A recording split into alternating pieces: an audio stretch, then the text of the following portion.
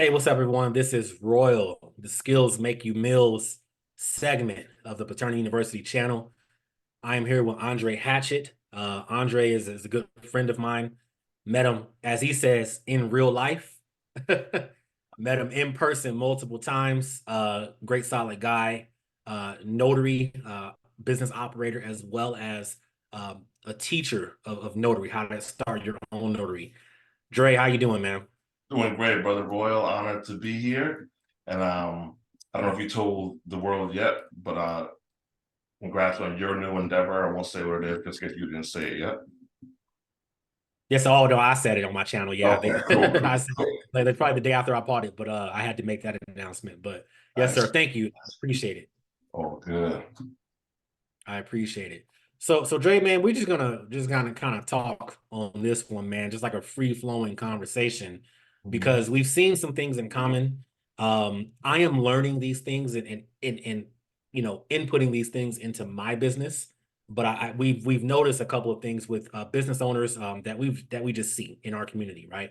And Mhm. it's just things that stop business owners from making $100,000 a year, in sales. That glass ceiling, whether it's self-imposed, like what are they doing wrong? So Dre, first off, I want you to tell the people who are you and what do you do All right. to start off with. Got you. So I'm 41 years old. I've had a notary business. I didn't know it was 18 years, but my friend Rick who taught me the business, he said, no, it's 18 years. I was like, damn, 18 years. So in a nutshell, we go around to people's homes, offices, nursing homes, hospitals, notarize their documents, take their fingerprints, process their apostilles, close their loans. I do it myself on a self-employed basis, and I middleman out assignments. 2015, I started teaching people how to do so. On a low end, we've had $35 million in sales of people who've come through our community. That's a conservative number. And about 8 to 12, 8 to 15, 12, 10 to 15% of people who enroll with us make over $100,000 a year. We're very proud of that. Three-time author, and next year will be my 20th year being a homeowner. Wow. Lovely, lovely, lovely. So so first off, man, first off, you essentially do you have a recession-proof business? Is it truly recession-proof? Recession and pandemic that I found out. Yes, recession and pandemic. People need their stuff notarized no matter what is going on in the world, and they're happy to pay you. Yep, fair enough. Especially if you offer what good service, on time service, and friendly atmosphere, right? Man, I say it all the time in business and in any industry, most people suck. So if you do a little bit above not sucking, you automatically win. That's facts. That's facts. I'm learning that myself. I've learned that over the past 3 years. That's facts. So look, 10 to 15% of your students over the past 15 years have been able to bring in $100,000 or more. What's up with the 85%, or that 90% that's not? Why do you think they're not bringing in that amount of income in sales? Yeah, so a lot of people enroll, but they like information, but they don't want to build a business. They just don't want to be an entrepreneur, but they think they do. Maybe they see the marketing. Maybe they see tomorrow. I'm interviewing a student who made $3,000 in one day with two clients. So they see the highlight reels and they think, "Oh, I want to do that," but they really don't have what it takes, and they just have no desire to have payroll, to market, to advertise, to cold call. That's one aspect of it. The other aspect is some people that's never their goal. Their goal is so we have a club called the 2 through 12K club, and I call it that because on the low end, people make $500 a week, $2,000 a month. They're fine with 2 grand. They're totally cool. They have no desire to make over 2 to 3, 4 grand as a mobile notary. Other people, most people are right there in the middle, between like that 4 to 6, 4 to 8 grand a month, and they either are cool with it. There's some people who are cool with it, and there are some people who don't reinvest money.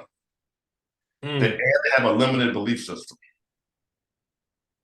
They okay. don't reinvest money, and they have a limited belief system. So I have a guy.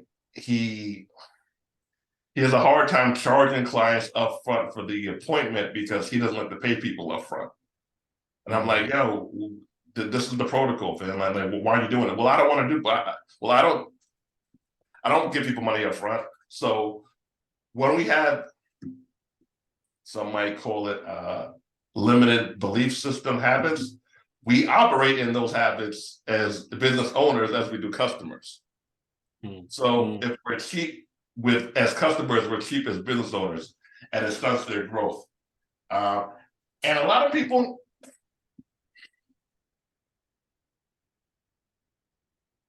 they have a $10,000 month, right? They're cooking. It will take them, they can probably do it again if they put $2,000 in ads. They have a fear of reinvesting the money because they don't know if they're going to get it back. Yeah. Okay. So you're saying, I see a commonality in the things that you're saying, and it sounds like it's linked to mindset. Would you say that's true? Yeah, their minds are jacked up, man, because they have bad habits. They have bad habits. They have limited beliefs. And as adults, you have to want to change your belief. That's the thing about being an adult is it's all on you. You can stay stuck or you could change it. But yeah, they just are cool with staying there. And they'll even argue me on this. I'm like, fam, like, look at this. Like, look at all these results. Yeah. This is a you thing. You don't want to change the way you think. So yeah, having a jacked up mindset, fam, it's tough as an adult because you literally have to want to fix it. And you have to see a problem with it. Yeah. Yeah, and that applies to a lot of things. Like you said, that's not just business. That's marriage, that's spirituality, that's growth as a man, as a woman, like you said, as an adult. So this stuff is applicable to a multitude of things. Thanks. Yeah. Okay. Is taking some of your profits to invest in marketing, is that a gamble, or is that That's an all. investment? It's a gamble because there is no guaranteed in business. So yes, it is a Mm. gamble. I think it's a low risk gamble, Okay. especially when you've had proven success. Okay. All Okay. right. So you updated your website for the oh damn, what's your domain name again? James. No, your Oh, domain. Oh, my domain name. Oh, yeah. Assurance DNA, Southwest Lab Services, whatever you want to. Paternity University, Okay, whatever. yeah, that one. For Fraternity University, you updated Yeah. your website a year and a half or 2 years ago, right? So you Yeah, have yeah, a yeah. lesser quality website, and you spent, let's just call it $500 on a better website. Sure, That sure, week sure. or within 2 weeks, you made that $500 back. Yes. All right. Yes. Now there are some people who will say, "Well, I don't know. This is Yeah. making me money. It only cost me $20 or $50. Why am I going to spend another $400?" Because they don't see that you can make that money back in a day. And yes, there is a risk, and I want everyone to know that it's always a risk. But there's also a reward. What if? What if it works? Yes. Yes. I think there's also a calculated risk too, right? So Mm-hmm. there is risk, but you have to analyze and say, okay, what is the benefit of me? I could spend this $500. Okay, I can gamble literally. I can go to the gas station or to the casino and literally gamble away $500 in hopes that I can make that money back plus some, right? Yep. Or I can invest and I can make a calculated risk, understanding that I could lose the principal of which I put into my business. But if you put money into your business and it pushes your name out there more, or it improves the efficiency of your business, would you not make more money? That's the intent. That's the point, right? And so, yeah, like you said, some people have that scared mindset, like, oh, I might lose it. You're not Yeah. losing it. And if it does kind of tank a little bit, you learn a lesson. I would tell you this. I took a calculated risk 2 years ago when in El Paso, Texas, in my local city. I invested in, here's the things I invested in that did not work, but Mm-hmm. I at least learned a lesson. Okay. Bandit signs for paternity testing. Mm. That doesn't work. In El Paso, Texas. El Paso, Texas is not a bandit sign city. Okay. Gotcha. Other places you can put down bandit signs. Hey, buy your house. We'll buy your house cash, whatever. So I Mm-hmm. did bandit signs. Not sure if this is the baby daddy. That wasn't gonna work. That didn't work. And I spent 200-300 bucks on those bandit signs. Number two, bus stop bench ads. I thought Mm-hmm. that my logo and get a paternity test today, call this number on bus stop ads was gonna work. It didn't work, but it was a calculator. I was like, okay, how long am I willing to go for to pay for this without seeing a return until I can cut this off? Well, it was about 4 months, Mhm. and Yeah. $2,000 later. But I learned a lesson. I learned what are people more willing, what type of marketing works best in my area. So it's a Bingo. calculator. You're right, Dre. You're right. It's a calculated Mhm. risk. Yeah. Just to give some context on, yes, the risk in my industry and yours too, it generally does pay off. A lady, she had a very polished website. I believe the client booked her without even talking to her. She made on our first appointment $125 without even talking to anybody because she had a polished website. Lovely. Yeah. Yeah. And that is an investment in your branding, um, in your efficiency. That part is Yeah, efficient. You don't have to talk to the client. And there you go. All you got to do is knock it out the park with your in-person customer service. You know what I there we mean? There go. you go. There we Um, Dre, what other problems are you seeing, man? What other things can people improve on to kind of, get themselves out of that rut? And to Dre, what if I'm somebody that has consistently for the past 3 years, I've made $79,000 in sales in my notary business or my DNA business or my whatever business, you go. know? What is something that can generally be approved on across the board, that could get me closer to that $100,000, or past that $100,000 mark? Great question. So what I like to do is I like to get a Google Doc out and go through the Google Doc. Let's check the things off that people have done and they haven't done because some things are uniform. So is their website active? If I go to their website, do all the buttons on the website work? If I call the Mm, phone number and you don't answer the phone number, what will I hear? So we had a lady in class and she had went through the list. I was like, if you went through the list, you should at least be getting calls. At least be getting calls. I called her number. That when she didn't answer the phone, it was nothing. There was nothing there. Like that's it. She fixed it. She got calls. She fixed it. Calls came in, and then now left her a voicemail message instead of doing nothing because she didn't look like a real business. mm. It looked like a real business. Reviews. People are scared to ask for reviews.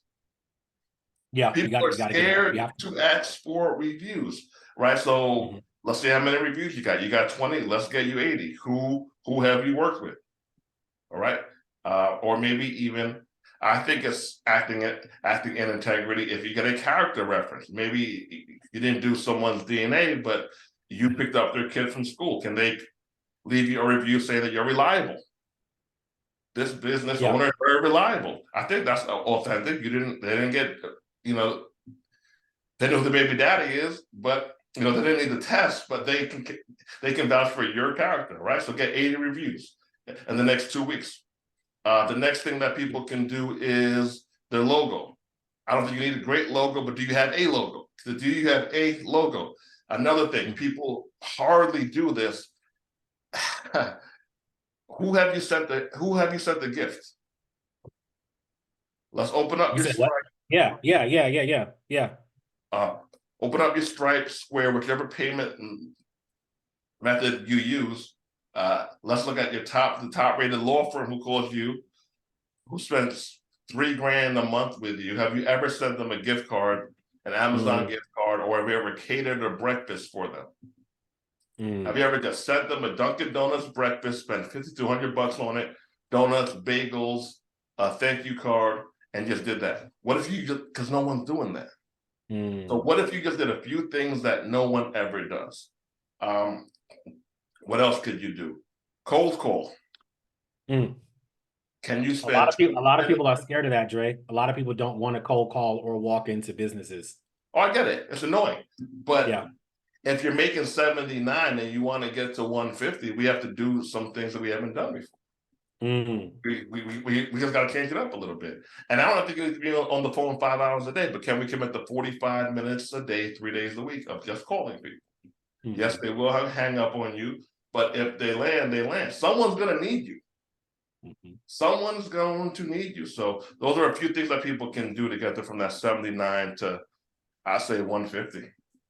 Yeah, I think that's right. So essentially, so do you do that for your students, like almost like an audit of their Weekly, business practices and operations, right? weekly or every 2 weeks. Yeah. Yep. Wow, that's actually I haven't even thought about that in my community, so I think I'm gonna do that Real because simple, because in your business as a mind, there are some things that are universal. If you do them, you'll work.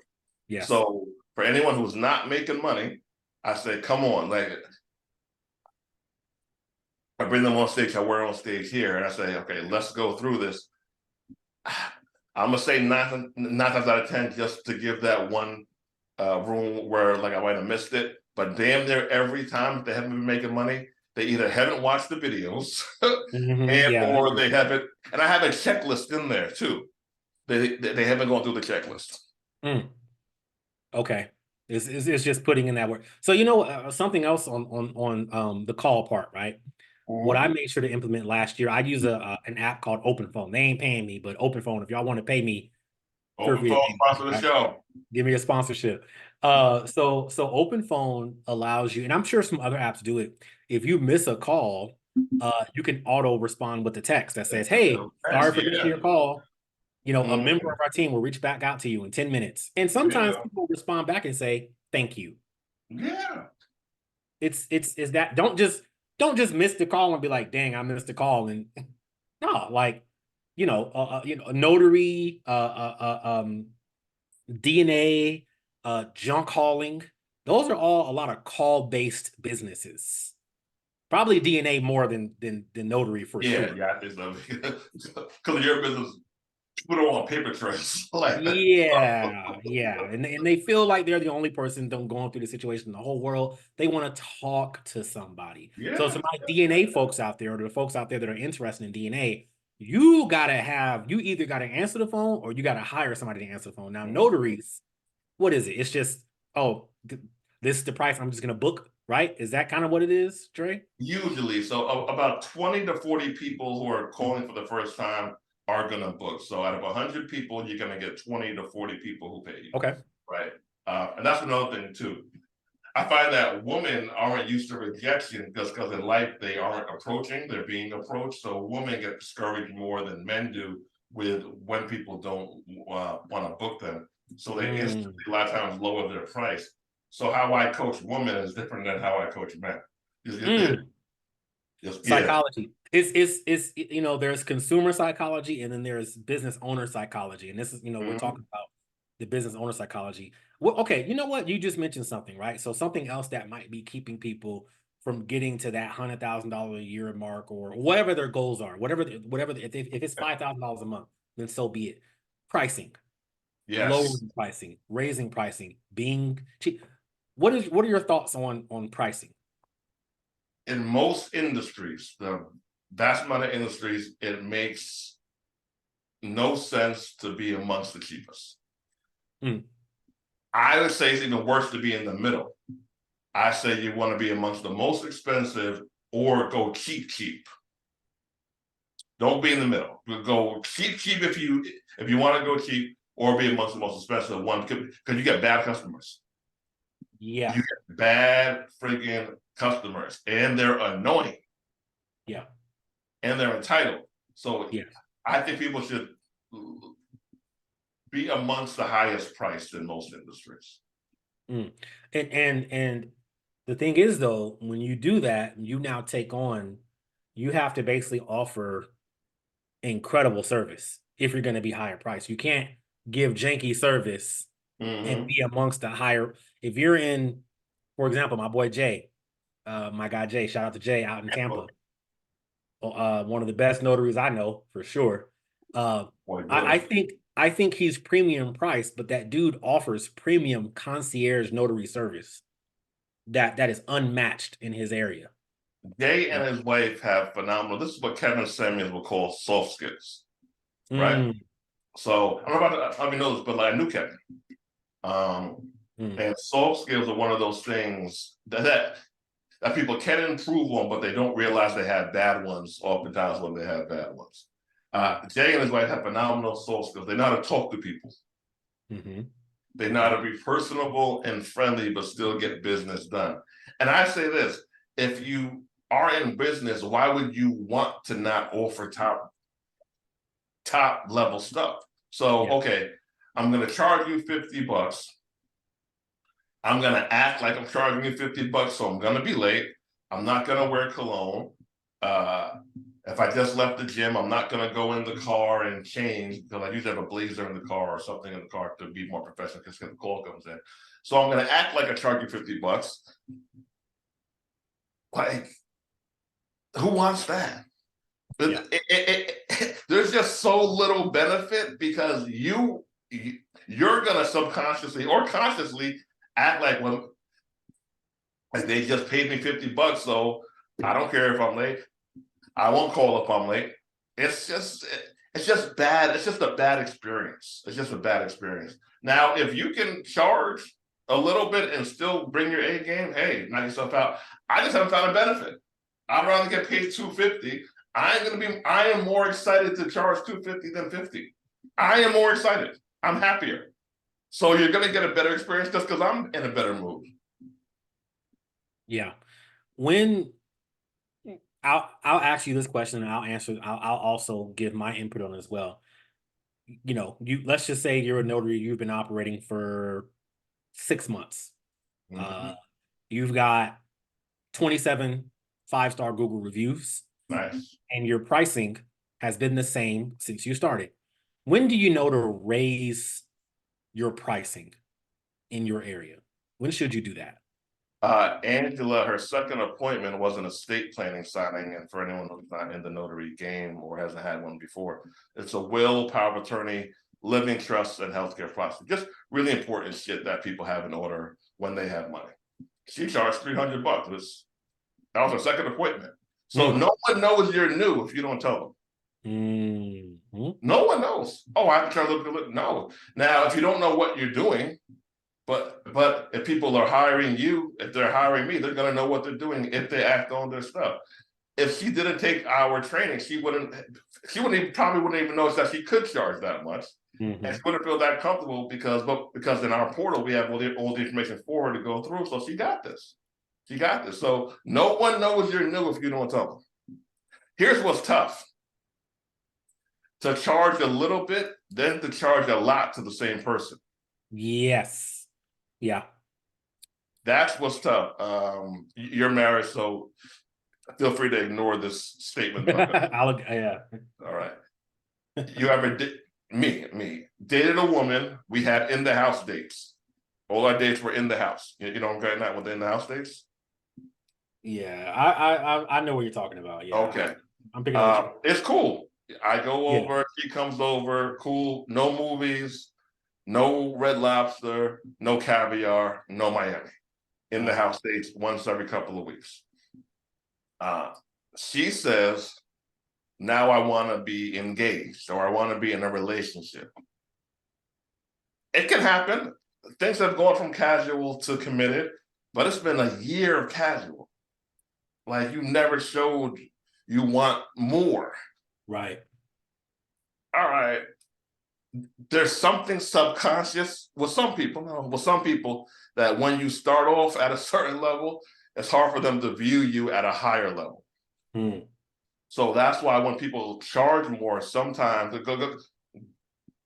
go from low to high, especially in the coaching and online game, they have to go find new customers because the old people, just within them, they was like that, yo, Dre, that was $50, but that was 500. Yeah. Well, Yeah. I don't when's the price going back down? It's not, that's the price. Yeah. So what's your Yeah. 2 cents on that? Yeah. Yeah. I first off, I'll give a quick little army story. So for my folks out there that were in the military, so you know, certain ranks in the military, the people that come to speak to you, your rank has presents an authority to where they don't really know how long you've been that rank. So you still Mhm. have to operate in that rank. So when you become a captain in the Army, a U.S. Army captain, prior to that, you're a lieutenant. So they can look at your rank and be like, ah, he's a lieutenant. He's probably only been in for 2 years. He or she might screw something up, whatever. We'll give him a pass. When you become a captain, normally you're a captain for about 5 to 7 years.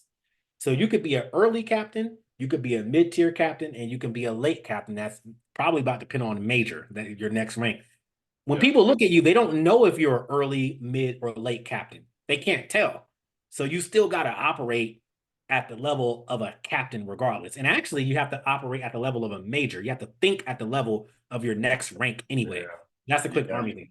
Um, Makes sense. with my pricing story, right? So here's how I knew to raise my pricing for both DNA and the AnyLab testing Mhm. was with me, right? Operating after about two and a half months.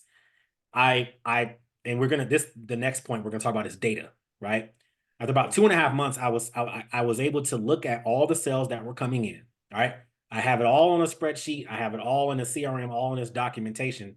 And I'm saying, this is the most paid for test. This is the most paid for test. This is what people call for the most. This people want the most.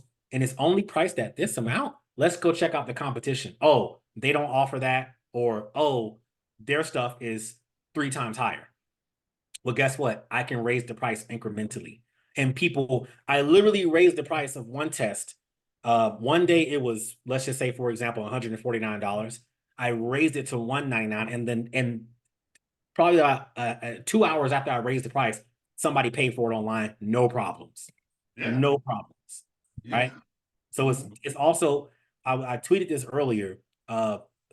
Small business owners, sole proprietors, small business owners, people who are just starting out, especially us, we need to make more data-driven decisions in our business to scale to the point where we want to scale. It can't be based off feeling, and it can't just be based off of like whatever I want to do. No, what is the data? So Dre, how do you teach, or how do you track your notary sales? Like, do you know, who is sending you what B2B, referral is sending you what? Are there any government referrals coming in? Do you have, things like, do you track what's coming in, and can you make decisions from there to decide how you're going to operate? Me personally, no. But when I had a full-time manager, she did. Okay, And it was how much came in, where they come in from, was it an affiliate sale? I really like to get data on where it came in from. It's tough to get people to stay committed who can stay on top sure, of it. sure. So yes, I didn't do it, but yes, I did have somebody else do it, and I'm interviewing now. So the next person, they will be on top of that. And that's imperative. You know why? Yeah, Because you have to see where to spend the money. yeah, yeah. So you making a key point. All right, look, y'all, listen to what Dre just said, like two things that make a bunch of sense. So I asked Dre, do you do this? Dre says, no, I don't, but I had somebody who did, and I'm about to hire somebody else who does it. That's Mhm. what business owners, you think of yourself as a corporation, okay? Bingo. Business owners who want to scale, they don't do everything themselves. This is If good. you, I look, I love certain aspects of tracking my clients. I can do it. I can enter the information on the spreadsheet. I have little calculations already. But guess what? When it comes down to breaking the doggone thing into a pie chart and saying all this other stuff on an Excel sheet, I'm gonna hire one of my homeboys who has a data analytics side business, and I'm gonna hire him and pay him $150 an hour to put together a spreadsheet that'll tell me what needs to be done. So that, and that second point, this is where to put the money, the advertising money. So Drake, yeah, man, expound on that a little bit, man. Where to put that advertising money. Being self-employed too long, you could actually hate your business. Yeah, You could hate your business when you're self-employed too long because you're doing everything and it's just too much work. And it's not too much work in terms of hours, it's in terms of brain power. Your yeah, brain conks out. So now that I'm rehiring for different positions, I'm testing people. All right, so video people, thumbnail person, so the thumbnails, different people just to do different stuff. And eventually, with me managing all these people, there's going to be somebody to manage all these people, and I ain't gonna do it. yes, So what I realize is, as evolution of Dre, I don't have burning desire to run companies anymore. I Mm. don't know if I am going to run any more companies. If I'm being raw, this might be the last company that I run. Mm. The next company, it might be all right. 90 days in there, immediately bringing in staff. Mm-hmm. Immediately, like I want an apartment building, not just for the income, just because it's one thing that people can do, and I could talk to one person, right? I can talk to one property manager who's in charge of all that other shit. So, and I want to go back a second. Sure. Um,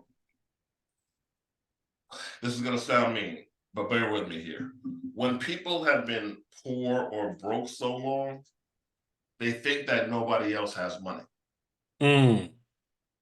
So they're afraid to charge because they're used to people not having money. Mm-hmm. So when we talk about our prices, like you're going to charge this for what? I would never. You aren't your client. You aren't your client. That's you. You aren't your client. So you can't think like your cousin. You need to think. You need to think like the CEO of the company, who's going to have his assistant call you, who he's paying 90 grand a year because he doesn't want to leave the house or leave the office to go find a notary for $20. He want to. He's happy. He's happy to pay you $200. So this is why people, and it can be virtually, need to be around people with money if they want to make money. Mm. It's going to rub off on you. But yeah, hiring, building. So here's the thing with hiring, right? It's frustrating because you have to do a lot of firing. Mm. This person on Fiverr had great reviews. They worked one day. I was like, all right, send me what I owe you. I'm going to pay you. And they're asking me to come back. I don't know. It's a work. It's a constant revolving door. Yeah. But you can't. I know very few people who earn over 250 who don't have some form of staff. Yes. And it's Yeah. expensive, it's time consuming, but it's the only way you're going to scale. You have to learn how to build out systems, and it's expensive. Building out systems, getting stuff right, Royal, it's expensive, bro. Yeah. Yeah. Yeah. On the pricing thing, on the charging, I have a quick, because this is a conversation between us, right? Mm-hmm. Very quick story. So I did a on-site drug test. I sent oh, by the way, I didn't do it. I sent my staff out to do it. Yeah, Okay. All right. middleman did. So we did a on-site drug test for Border Patrol in our area. 100 Border Patrol agents. We worked with what is called a third-party administrator company that manages that company's drug testing program, right? So they asked us, hey, send out some folks, yada yada yada.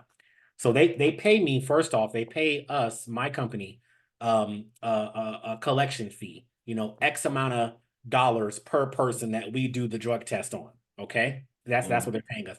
Then they pay a travel fee. And so they were like, in a sense, they were like, they didn't say to me, Royal, what is your travel fee? I just said, I'll think of a travel fee on top of that. Mind you, it's two people over the course of 2 days in two different locations that are at least 30 minutes away from my office. Right? Try to guess how much I charged separately for the travel fee. Try to guess, Dre. Try to guess. How many miles was it from the office? One was about 25 miles. The other was about 15 miles away from the office. Two locations, two separate days. One full-time employee and one temp that I had to hire. Try to guess how much I charged. 85. Well, I charged double. I charged 150 for a Nice. travel fee, right? Total, Sweet. right? On top of the fee.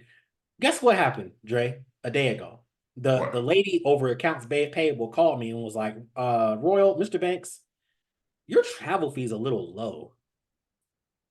Do you did you want to only charge $150?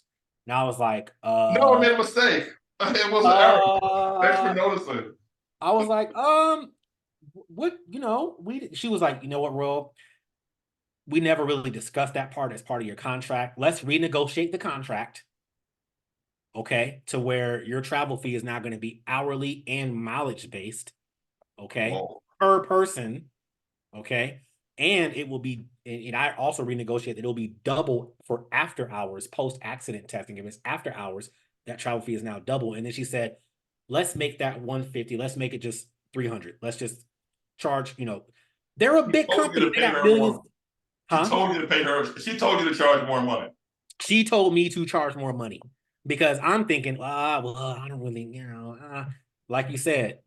Now, granted, I'm not broke minded, all right, but Yeah. Mm-hmm. it's the thing where it's like it's my first time working with that company. I want to do a good job. I don't want to overcharge. She called me, hey, you need to charge more money, dog. And here's what I realized, man. So, and this is where you got to realize who your ideal customer is. And we're in similar businesses, so I can speak in general. The ideal customer has no problem paying you. They just want you there. Mm. Mm-hmm. They just want you there. They're Yeah, problem solved. they're happy to pay you. I had one person who complained about I had one person who did it was something was $100, which I hardly ever do anymore. And they missed class and there was a power outage, so they got one day they got a link late. So they demanded so I scanned them, they demanded a refund, or I worked with them for 3 days. Wow. 3 days. I worked with them for 3 days. I was like, don't worry about it. I sent them the refund and they were mad. They're like, oh, I'm sorry. I just thought, no problem. Here goes your Don't $100. even, yeah, it's not even worth my time. You have a great day. Don't worry. Well, but no, here goes your money. You asked, here goes your money. Yeah. I had a few people pay me $2,000 last week, and they're happy with everything. Yeah. Ideal customer is happy to pay you, man.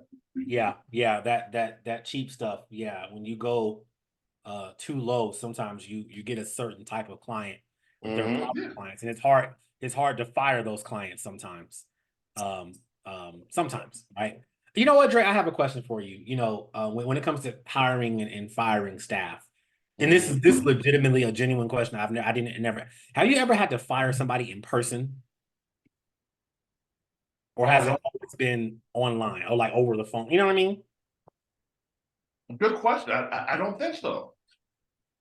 Yeah. No, I don't think so. Okay. Like I said, we're having our conversation, so some of this is like kind of inside.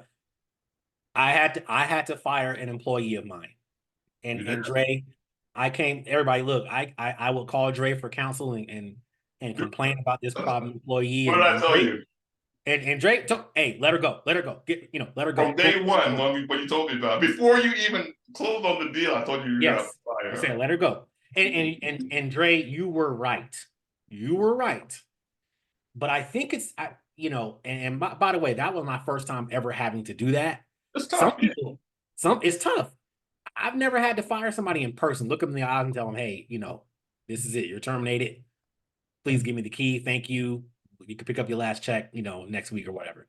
It's just that was just my question, man. It's a different, it's Yeah, a, but you know what? It made me also realize like what I needed out of somebody for my company. Like the next person, they always say hire slow, fire fast, right? yeah, yeah, And it's yeah. like, all right, then the next person that filled in is everything I need to build Phenomenal. the company up to what I want it to be. Yeah. You know. So there you go. There's that. Um, no, man, we cooking. I love it.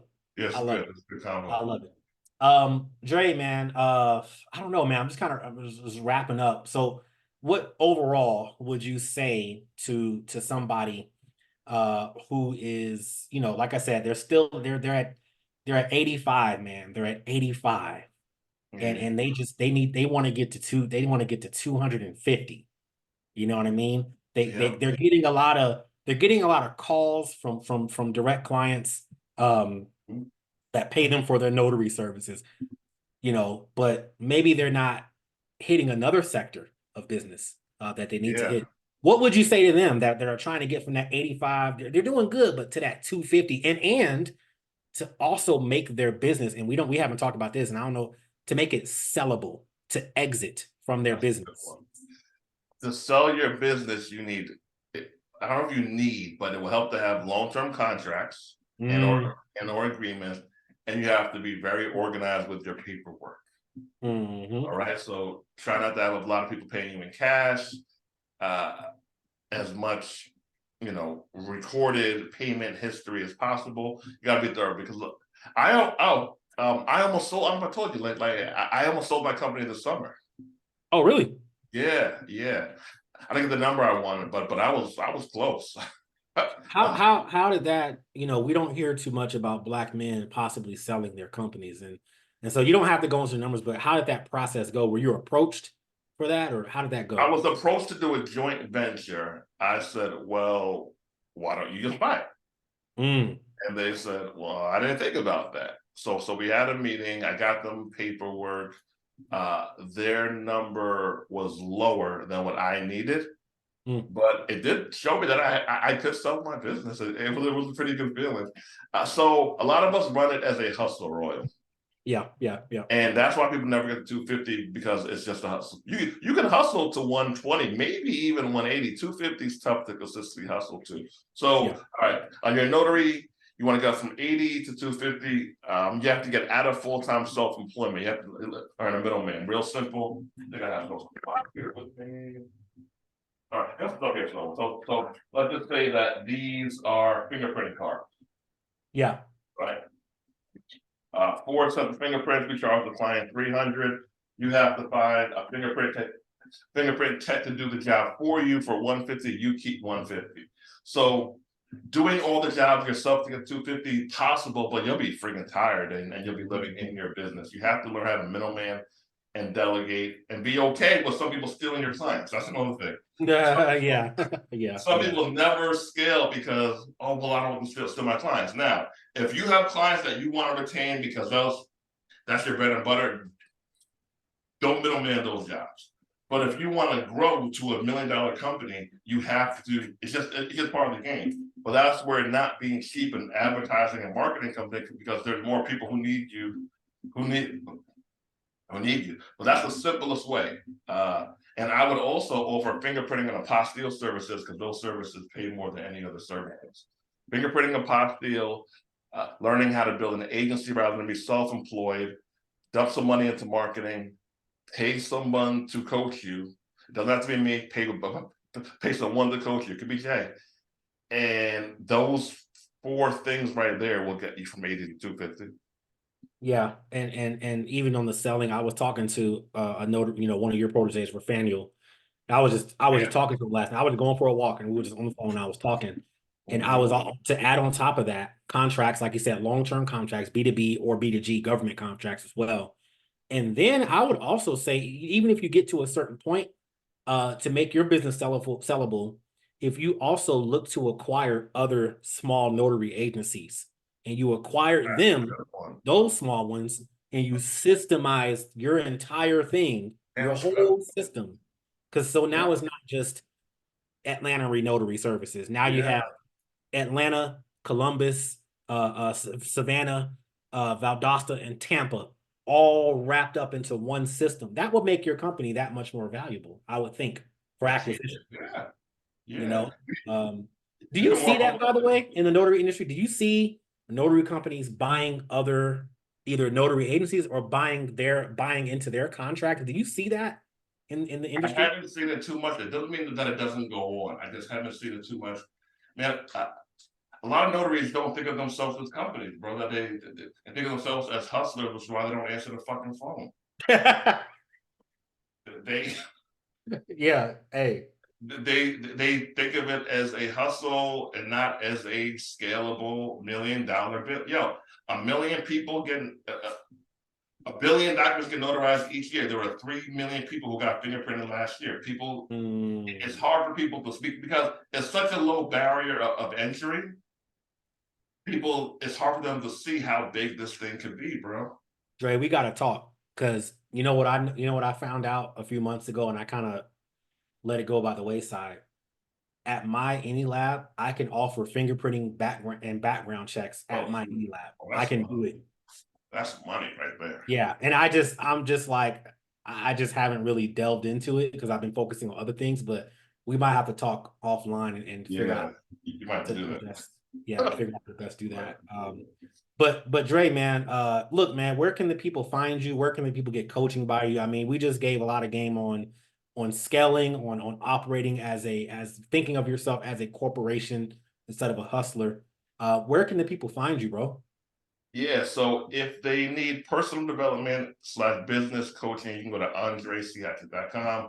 You sit down one-on-one or break out the Google Doc, and I literally like I dissect your mind and we get the clutter out, we see what's working, we see what's not working, we get rid of the fat, and we get a plan in order for you to just think clear and a plan of action. If you want to join our notary community, go to mobilenotarylaunch.com, mobilenotarylaunch.com, Instagram, Andre C. Hatchett. For sure. I'm gonna put all that into the YouTube show notes. Andre, man, it was a pleasure to have you on. I love the fact that I consider you as a friend and a mentor in a sense as Always, well. brother. Um, going way back to I don't know the Earn Your Leisure conference in DC, I I think I think, saw you before then at in Negril. Atlanta. At Negril, yeah. Negril, yeah, Negril Village. And then I Negril think it Village. was the EYL event shortly after there, if I'm not Yep. mistaken. And then the Black Wealth Renaissance Yeah, event. yeah, that was a great weekend. Um, and so y'all, it's so funny how life look, y'all. Stay my advice, coming from a 33-year-old Black man, is stay on your path because I first came across Andre's information, his course, all his information back in maybe 2018. And at that time, this is before I even really considered doing paternity testing and any of that stuff. And I was gonna buy your course and I was gonna go through the notary thing and something was just like, it was nothing against you at all. Mhm. It was just, maybe this It and then wasn't I your did thing. it. It was just, and it just God. It must have been God, bro. That was just like, just hold off. First off, focus on your military career first. Focus on that first. Get There good we at go. that, and then the DNA stuff came. 2020. And here That's we are. and here we are. All right. So anyway, thank y'all so much for tuning into this. Watch. Hey, look, like, comment, subscribe. Dre, I'm gonna put your stuff in the show notes, man. It was a pleasure to have you on the Skills Make You Mills segment of the Paternity University show. Thank you so much, brother. I really appreciate it. That's happening, brother. I'll guys later on. Yes, sir. Yes, sir. Peace.